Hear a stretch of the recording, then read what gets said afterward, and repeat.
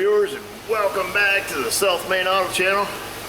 Got this 2003 Chevrolet 1500. I got dropped off today.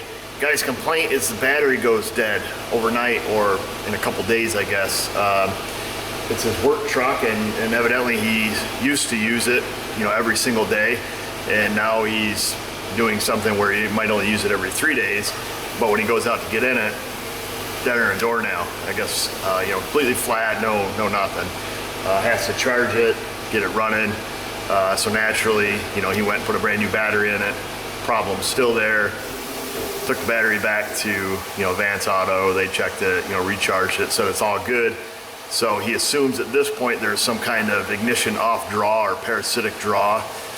So he did what anybody would do. He pulled the fuse out of the radio and again, let it sit for a couple days, still the same problem. So whatever it is, it's not on the radio circuit. And then he did what everybody should do, is he called the shop to have it looked at, and that's what we're gonna do. We're gonna check it out. I've got it running right now. I had it run out in the parking lot. I dropped off this morning. It's about 10 o'clock, so it's just sat out there a few hours. So I just brought it in. It's my habit to let them run, 5-6 minutes anyways here, whatever. And then what we'll do is we'll shut it off.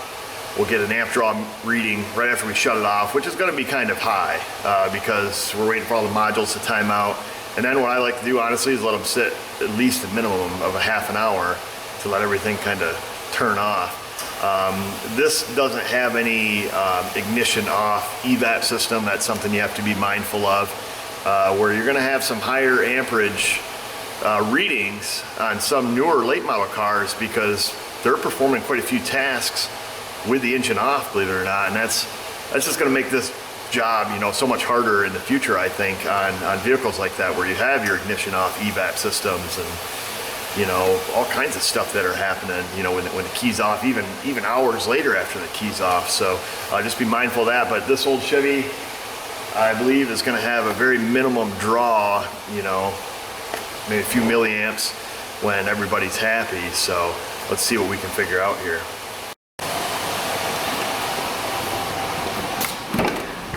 Sometimes what you can do is see if there's any kind of anomalies happening. Of course, I put his radio fuse back in for him. So we'll just we'll turn the radio off, heater. We'll shut the truck off. A lot of times I'll ask the customer too, another thing I'd be mindful of is what does the customer do when they park it at home? Do they leave the key in it? Do they take the keys out, lock it up? Stuff like that. You want to kind of repeat the same habits that they do. Let's see, what did we have for mileage here? I think she's a high one, 201. So she's got a lot of miles on her. So what we'll do is we'll just leave it at this. We'll get out. We'll assume that he just gets out, locks it up, brings his keys in. So we'll lock it. We'll pop the hood. What time do we got here? A little bit after 10. We'll let her sit for a while. I'll get an ignition draw reading here and we'll take it from there.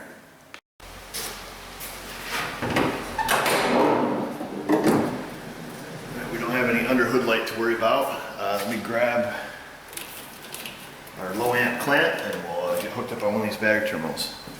Alright, so what we'll do is we've got our low amp clamp here and the old Vantage. We'll put it on a 20 amp scale, so every 100 millivolts is 1 amp. We'll get her zeroed out here. We'll just go around the positive. So there's 2 wires coming off this positive lead. I don't know if you guys can see that now. Let me get you spun around here. So you've got 2 positive cables. You've got the one that goes to our power distribution center here, and then we've got the other one that just goes to the starter. So, and then we have two ground wires. What we'll do is, it's highly unlikely the starter is our draw. So we will just clamp around the one that goes to our accessories here.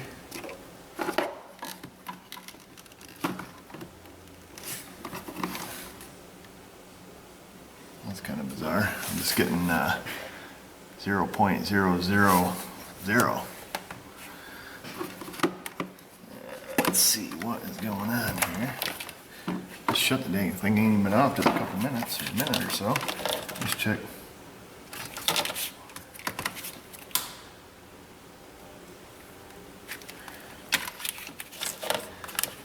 That's kind of weird. There's no amperage draw. We got to test our equipment here. We could. I'm gonna be working with faulty equipment. Let's see. I think I'm gonna have that going the wrong direction here. This. Actually, got on the right scale. I got on the 20-amp scale. So, like I say, every 100 millivolts is gonna be 1 amp. Get that set up for you guys. I'm gonna go and just. I'm gonna tell you what. We got the keys right here. Let's just hit the alarm again. Okay, yeah, so our equipment's working.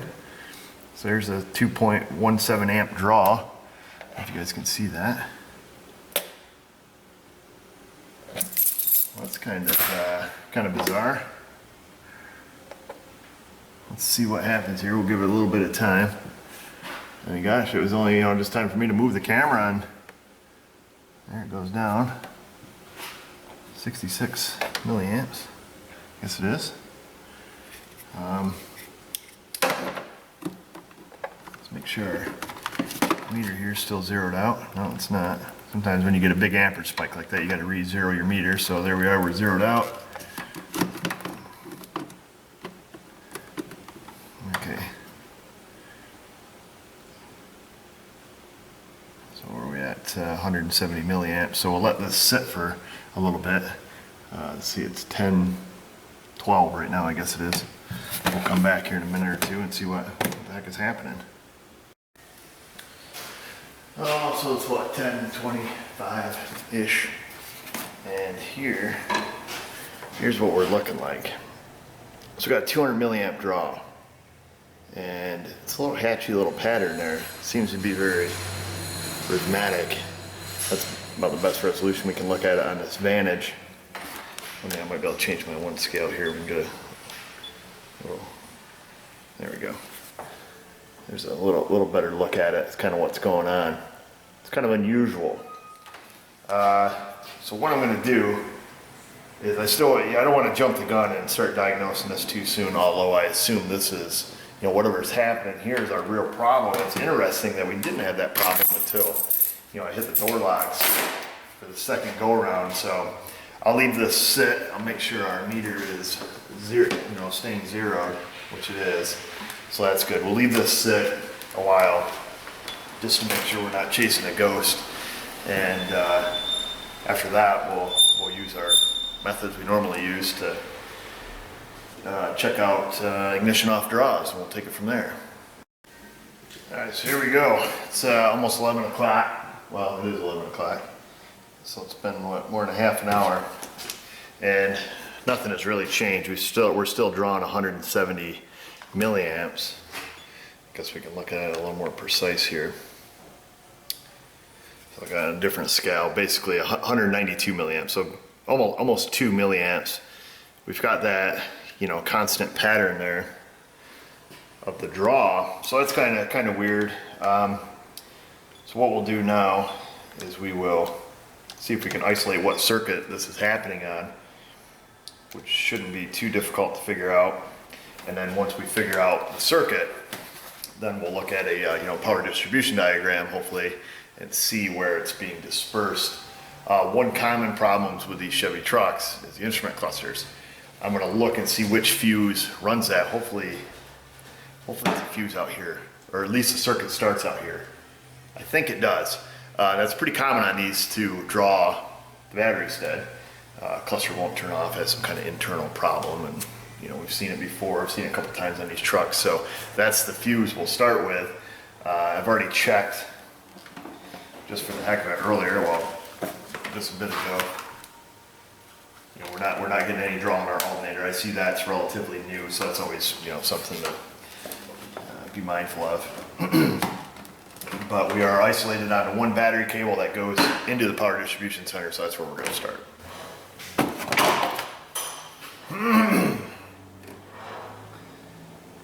Everything here looks pretty normal. You always want to see if it's been a lot of fiddling. Let's see.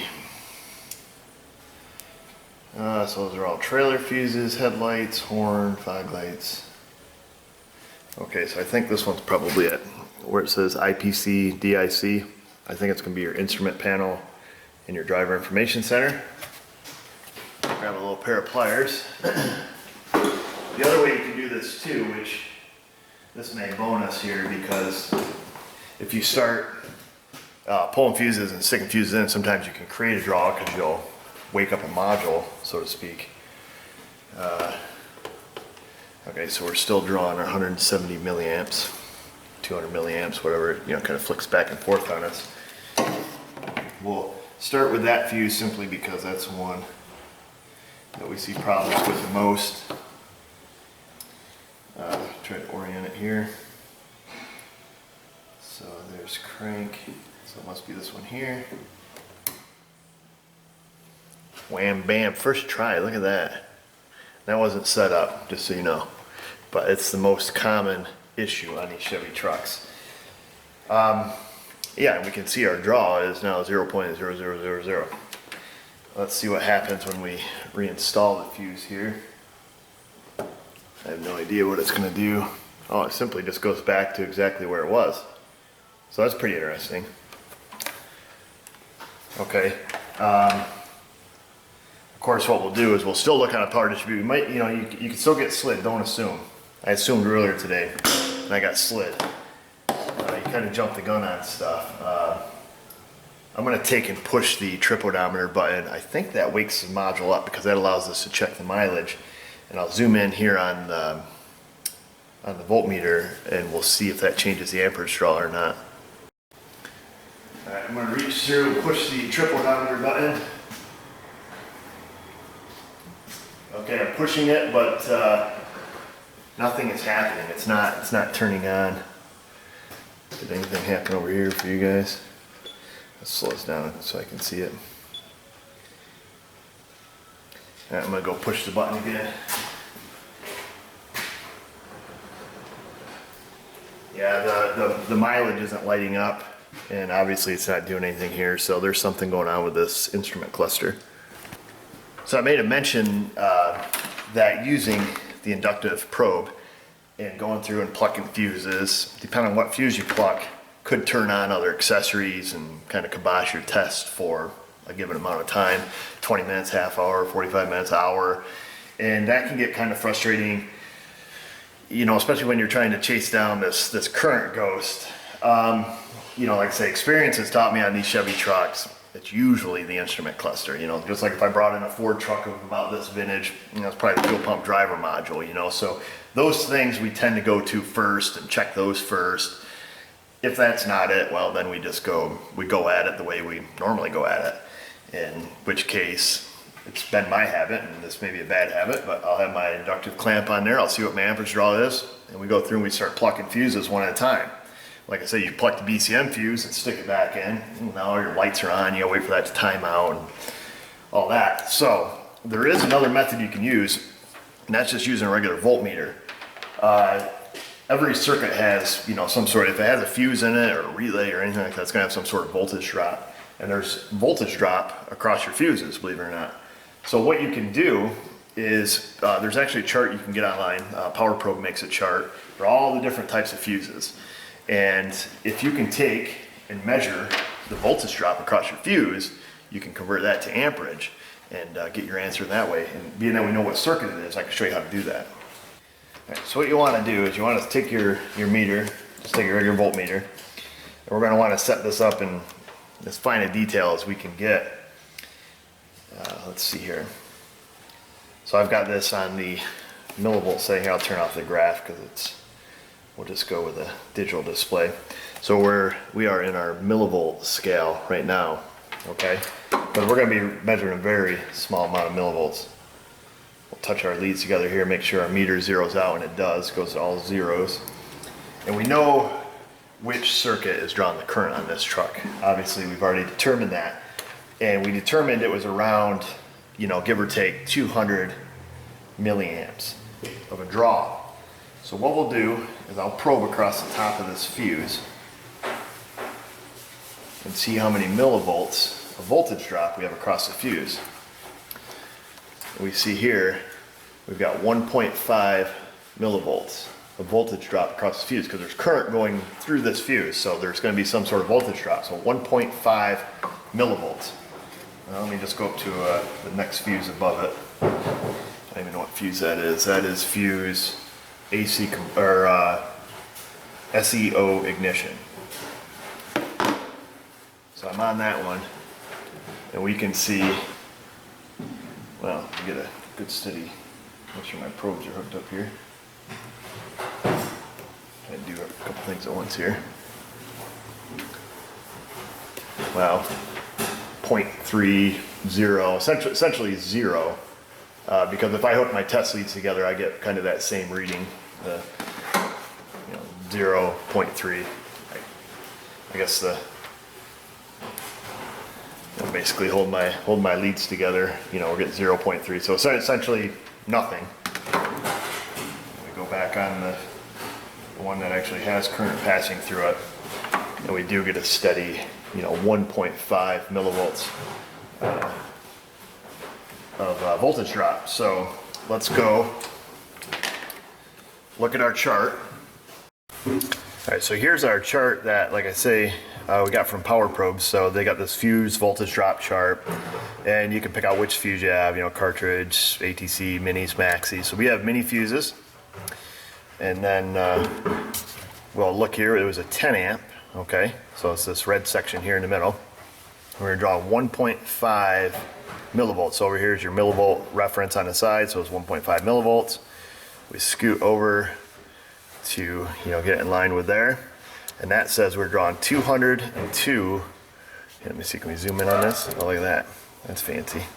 Drawing 202 milliamps. So that's really accurate. Compare our inductive clamp versus what the voltage drop was.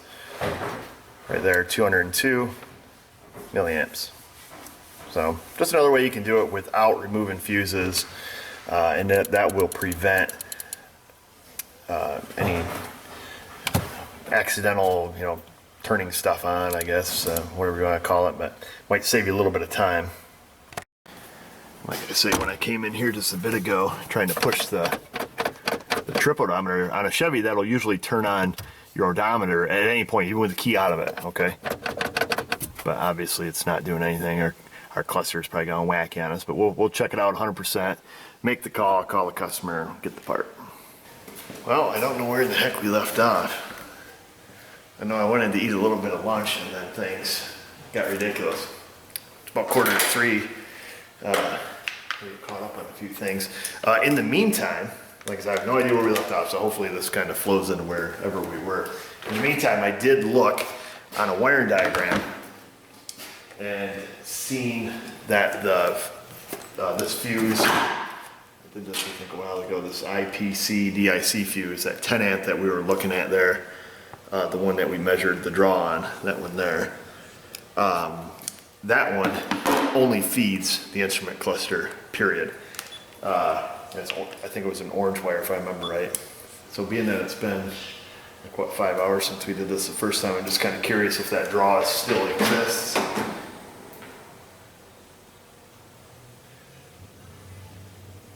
You can see that we still have the 1.5 millivolts there. So the draw is still happening, so it's real, folks.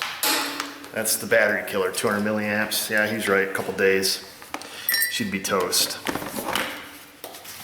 Almost a quarter amp draw, a little higher than normal. So what we'll do, first thing I'm gonna do is I'm just gonna go call him real quick to ask him if we tear it apart, find out it's a cluster, does he wanna leave it here while we send it out to United Radio and get a new one, or kind of see what the story is there first, let him know what my suspicion is, make sure he wants to take the test a little bit further. I'm certain that he probably does.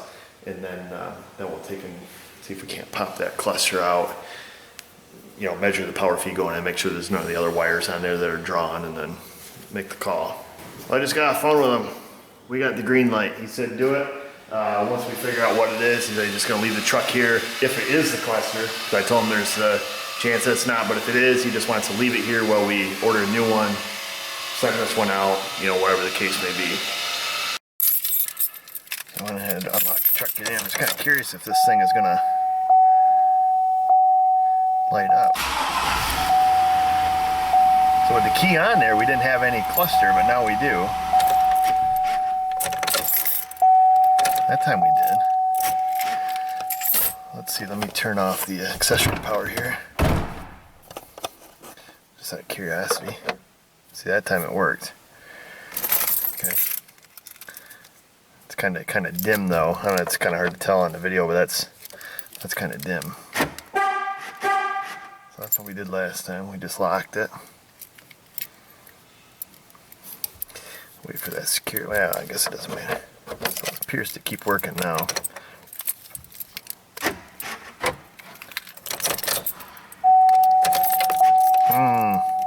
It's gonna be kind of tricky because we probably shouldn't have fiddled with it. Wow, I tell you what we'll do is we'll get the dash popped apart here.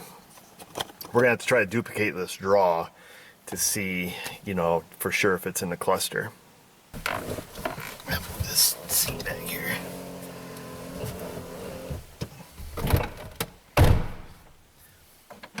Yeah, seems to be working now, so I think these just pop apart, right? It's like a Lego, man.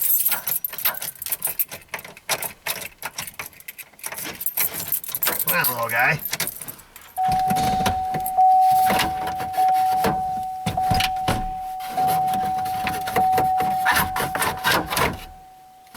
There it is. No buttons on that thing or nothing. Alright, so brought my magic wand with me.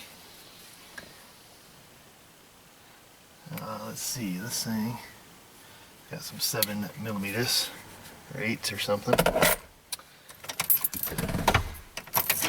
I'll go get a nut driver. I tell you what, I got the nut drivers here. We're going to duplicate exactly what we did before. Alright, so right now the key's on. And my dash is dead, I'll show you. So right now the key is in the opposite. So this is why when we first hopped in it. Okay, so we got a check engine light, but the key's on. So do we have everything else? We got a blower. We got a radio. So that's typical key on stuff. Yeah, we got 4-wheel drive. We got headlights with no dinger, so that means our key is definitely on. Got windows. What else is a key on accessory? Wipers. Yep, okay. Oops, almost dropped my nut driver. Let's just fiddle with that. You know what? I'm just going to leave the key right in the position that it is while it's broke. We'll get it reset up. We'll get this cluster out of here. Do some measurements on it here. Oh, the tension's building, baby. It's probably just a cluster, though.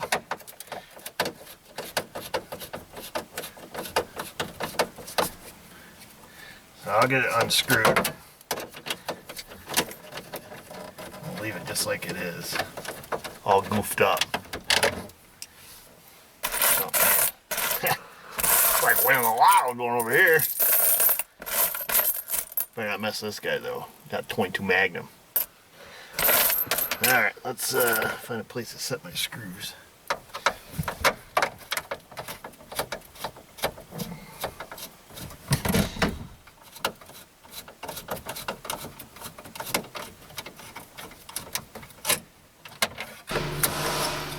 Oh man, some days it's frustrating trying to make a video and work on cars.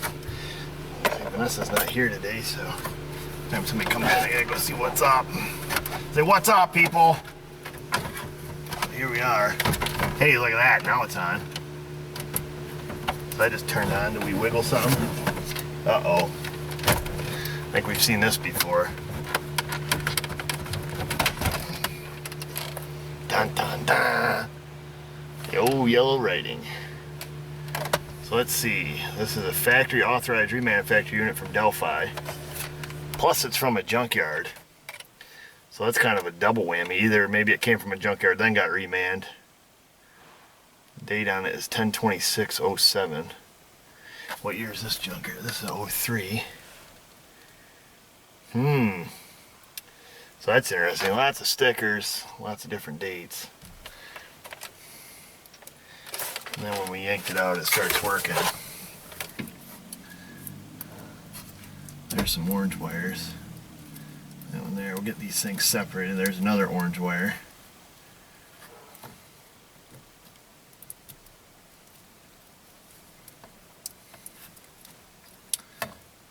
I'm certain this is all our problem is, but let's see if we can just do it like this.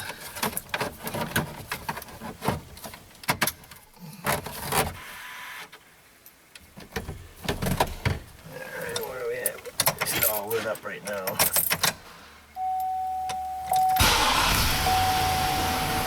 So we'll do it pretty much like we've, I didn't even see. Ooh, there we go. We'll do it pretty much just like we've done it earlier. I'll let it run for a little bit, shut it off, we'll double check the draw, and take it from there. What we'll do is we'll hook up our inductive meter. See, now we're back to where we were in the beginning. 0.00000. Let me grab the keys here. They're just sitting up the seat. Last time we just locked it again. So there we go up. We're up there to 2.02 amps. Right, yeah, every 100 milliamps. Yeah, right. Make sure I got this on the scale. Yeah, every 100 millivolts is an amp. So 1.4 amps there. So let's just see. Well, no, immediately it just went back to almost a 0, 100, yeah. So there we go. Ah, dang it. Darn. Yeah, now we're basically back to 0 amps. Again, look at that bummer. Kind of like catch you in the act. I think we already did, taking the cluster out and jostling it. Looking at the connector, the connector doesn't look too funky or anything, and I think if we had lack of a certain pin, I don't know if it wouldn't not turn off. Think about that a little bit, but let me see if we can get it to act up again here. Well, as frustrating as it is, I fiddled, messed, poked, prodded, tried to get this to act up, and we cannot get this sucker to break again, unfortunately. But experience tells me, it's the cluster. Obviously, look at this one. It's a junkyard cluster, plus it's been rebuilt once. These things are notorious for this cluster problems. The amperage draw is usually always about the same, about this quarter amp draw. It's what we have. What my typical MO is on these, or what we'll do, and what I wanted to show you, is that we'll pull the cluster. There's 2 power wires going to the cluster. So we have the orange wire, which is our full-time power, always on. It's always there. And then we have our key on power. So what we do is, this fuse here that we had is the one that runs the orange wire over in pin 1 or 2. It's one of the orange wires over on the side. And we take our amp clamp, we go around it, and we see our 200 milliamp draw.